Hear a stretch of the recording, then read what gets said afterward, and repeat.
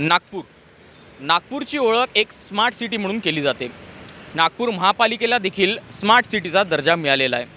पण याच नागपूर शहरामध्ये आपण पाहू शकता, आपण सध्या उपस्थित आहोत अलंकार चौकामध्ये। अलंकार चौकामध्ये आपण पाहू शकता हे ट्रॅफिक नियंत्रणासाठी एक ट्रॅफिक बूथ जो आहे तो उभारला गेलेला आहे, जेणेकरून ट्रॅफिक पोलीस जे असतील त्या पोलिसांना नियंत्रण करण्यासाठी किंवा त्यांना ट्रॅफिक सुधारणा करण्यासाठी किंवा ट्रॅफिकचं कसं नियंत्रण करायचं आहे त्यासाठी हा बूथ उभारलेला आहे। हा आपण पाहू शकता, हा जो बूथ आहे हा बूथ पूर्णपणे काचेनी बनलेला आहे, फायबरनी बनलेला आहे। याच्यावरती देखील सोलार सिस्टीम लागलेला आहे।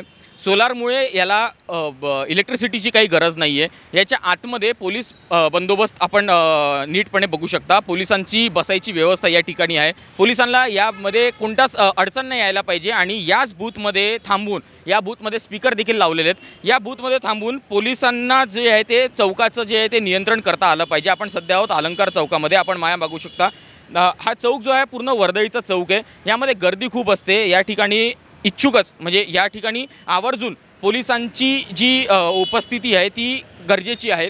आणि या ठिकाणी आपण पाहू शकता पोलीस एकही आपल्याला उपस्थित दिसत नाही आहे। हा जो बूथ बांधलेला आहे या ठिकाणी हा माईक दिलेला आहे। माईकसोबतच वरती स्पीकर दिलेला आहे। स्पीकरसोबतच वरती सोलार सिस्टीमसुद्धा दिलेला आहे, जेणेकरून पाऊस असो, ऊन असो, हिवाळा असो, पावसाळा असो, काही असो तरी पोलिसांना कोणत्या प्रकारची व्हायला नाही पाहिजे। आणि इथे आपण बघू शकता माझ्यासोबत या बूथमध्ये कोणीच सध्या बसलेलं नाही आहे। आपण माझ्या बाजूच्या दृश्यांमध्ये सुद्धा बघू शकता।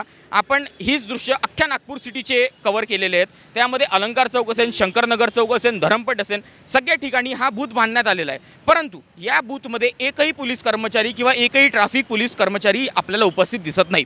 पर हा पैसा येतो कुठून? हा जो काही पैसा आहे जो सरकारने केलेला आहे, जे सरकारने ज्या पैशामधनं हे सगळं बांधलेलं आहे, हा सगळा पैसा आहे जनतेचा करातला।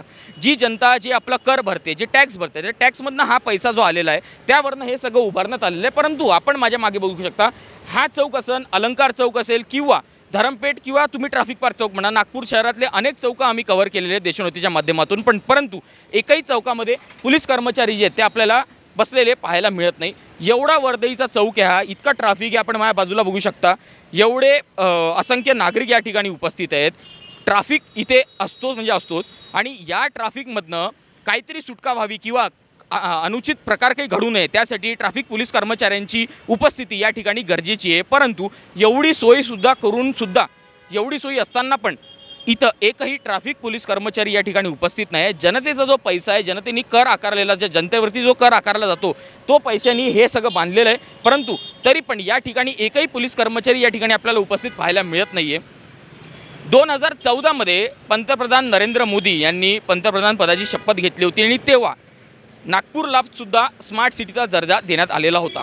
अनेक शहर होते पण त्यातही नागपूर एक शहर त्यामधनं निवडण्यात आलेला होता। तरीसुद्धा महानगरपालिकेला, नागपूरच्या महानगरपालिकेला नागपूर स्मार्ट सिटी म्हणून दर्जा दिलेला होता। पण ही स्मार्ट सिटी आहे हे इकडच्या जनतेला तरी अपेक्षित नाही आहे। आता यावरती शासन प्रशासन कशा प्रकारचा निर्णय घेत आहे आणि याच्यावरती काही कारवाई होते का? कारण की हा पैसा आहे जनतेचा पैसा इतका एवढा इथे लावून, एवढे बूथ सगळे उभारून, सोलार सिस्टम देऊन, आतमध्ये माईक आणि स्पीकर सिस्टम देऊन सुद्धा जर का इथे एक ट्रॅफिक कर्मचारी उपस्थित राहत नाही तर ही गांभीर्याची बाब आहे।